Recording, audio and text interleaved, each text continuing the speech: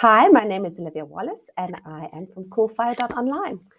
And I'm very excited to be doing this masterclass with you today, where we will be sharing the steps that you need to take in order to meet your business objectives. And that is generating more leads that turn into sales. And those are qualified leads. So these are the steps that you need to implement in your business. So I want to take you on a little bit of a journey. I want to tell you a story, and bear with me because at the end of it, you'll see how this relates back to digital marketing. So imagine you are single and that you want to find the one. So you make the decision to date. You want to find the one, so you know that you've got to make that decision and actually go out there and find someone who you would like to meet. Now, the thing is, you need to get yourself out there. Where do you go? You want to make sure you meet someone that is aligned to your values, that is going to be a good match for you. So you think, okay, so then it's important where I go and find this person. Do I go to a nightclub or a pub? You say, no, not really, not aligned to my values. Or I might join a book club where I will find people who are enjoying similar things that I enjoy. So the next step is you find that person. In my case, it would be a him. At this book club, and I talk to a lot of people at book club. I get to see them for who they are in an environment that they feel comfortable in, and I get to evaluate all the different people there. And there's someone I start talking to, and I start to feel, okay, this person is interesting. I like what they have to say, and so do they like what you have to say, and you decide to take it a step further, and you exchange numbers. That then takes you into the dating phase. You go on little dates, you may go for a hike, you may go for a picnic, you may go and do a whole lot of things together where you get to know each other better. And these continued a series of dates just build up that know, like, trust factor. And if you don't like that person, you go back to get yourself out there and you start the process again. But you keep dating that person to get to that place where you want to get married, in my case, on my journey. So it may not be marriage on your journey, but you're looking for that long-term connection. And that is where we decide to tie the knot. We decide to take things more seriously, and we commit to each other into this long-term relationship.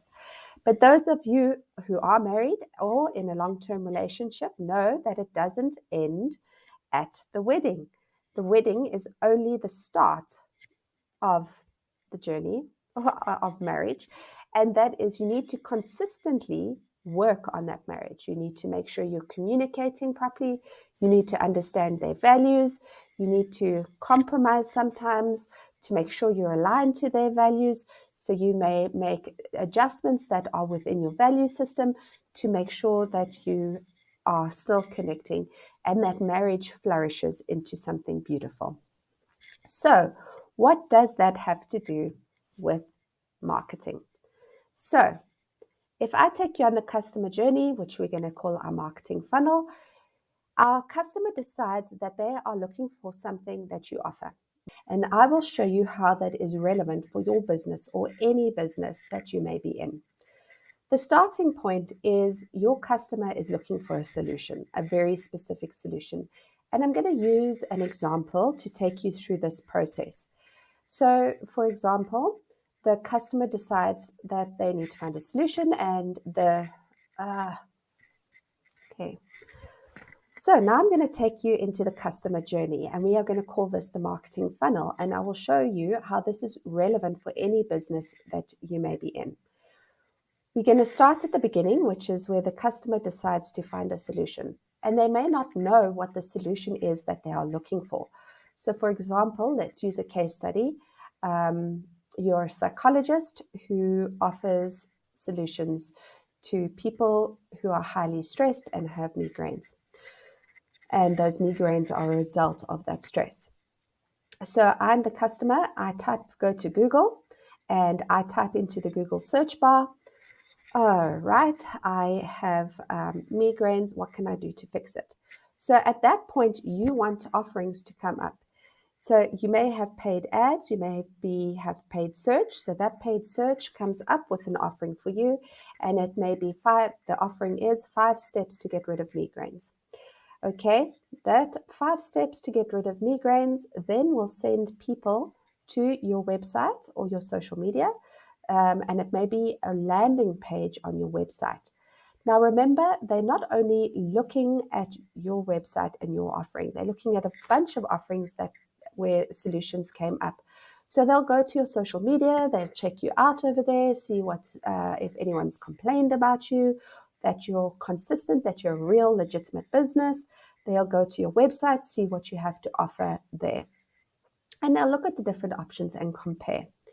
But what you want is a very strong lead magnet with a strong call to action that gets them to sign up. So at the beginning, we spoke about those 5 steps to get rid of your migraine, and let's say in 5 minutes.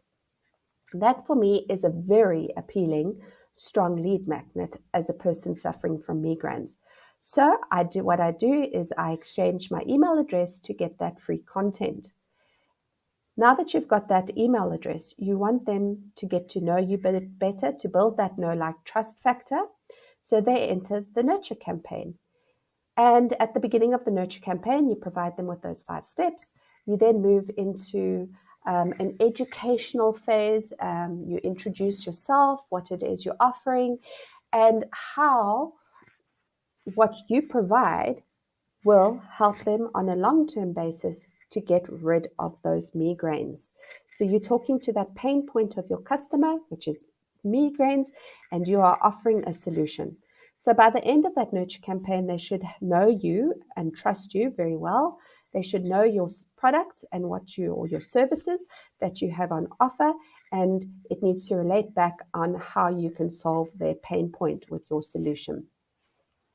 This then takes them to the next step, the marriage, which is where they then purchase your service or offer online. So if you're the psychologist, you can send them a link to book in your calendar, and the whole payment process happens upfront. Or you could say, right, please book a discovery call with me, and let's have a chemistry call to see if we're a good fit, whatever it may be. Or that's where you take them to your e-commerce store to buy your products and that sort of thing. This is the marriage. This is where we are asking them to get married. Now, imagine you're on that first date and you said, will you marry me? You'd run a mile. And that's such a common problem is we forget these steps. We want to grow that know, like, trust factor through these 3 steps over here before we ask them for the sale, because they are a cold audience at this point in the process, which is why this is very light. And as they get to this point, it gets darker. So don't ask them to buy your product at the beginning of your relationship. You still need to build that relationship before you ask them for the sale or ask them to get married. Because remember, if someone asks you to get married on that first date, it's a very big chance you'd run in the opposite direction. So you get married, they offer your product. So you want to keep this customer for life.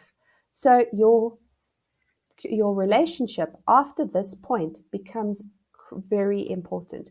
So you want to continually keep your business top of mind with that customer through targeted communication.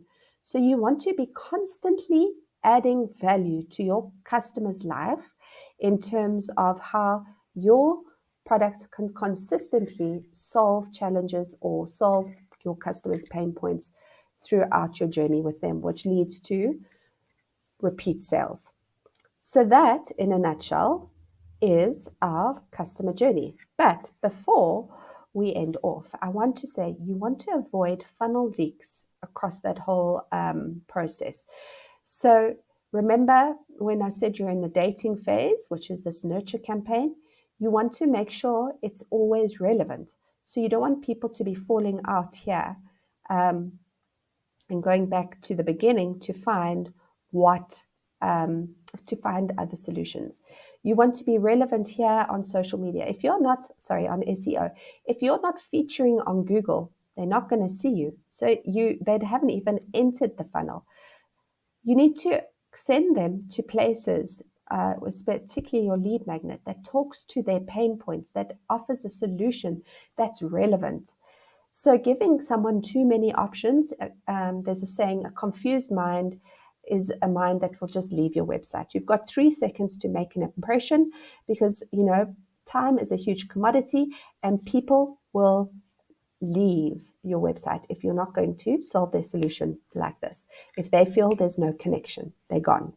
So that's what the funnel leaks is all about, and avoiding those funnel leaks. So if you are interested in finding out how this could work for your business, if you would like us to assist you in this process, we would love to connect with you. You can email us at connect@coolFIRE.online, and we can set up a session together to see how we can make sure we bring you quality leads into your business that convert into sales so that you can increase your revenue. We look forward to hearing from you and chat to you soon. Bye.